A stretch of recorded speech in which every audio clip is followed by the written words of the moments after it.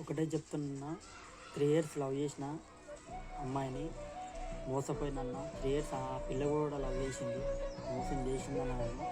ఎందుకంటే caste feeling వల్ల వాళ్ళ అమ్మకి ఇష్టం లేక వాళ్ళ అమ్మ వల్ల వదులుకుంటుందన్న. పిల్లదేం తప్పలేదు, వాళ్ళ అమ్మదే ఉందన్న. ప్రతి ఒక్కటి వాళ్ళ అమ్మదే ఉంది. వాళ్ళ అమ్మ మోసం చేసిందన్న. నన్ను కూడా పిల్లరికం వస్తామని చెప్పి కూడా మమ్మల్ని తప్పించుకొని నా బిడ్డకి ఇష్టం లేదని ఏదో ఒక వంక పెట్టుకొని బిడ్డకు మందు పెట్టి మలుపుకుందన్న. నా బ్రతుకు ఇండియాక తెచ్చింది మాత్రం తల్లి బిడ్డలు ఇద్దరన్న. అమ్మ వల్ల చెప్పుడు మాటలని పిల్ల నన్ను మోసం చేసిందన్న. ఇది 10 మందికి షేర్ కావాలన్నా. ఒకటి దానికి మాట్లాడుతున్నారు. ఆ టైం వచ్చింది.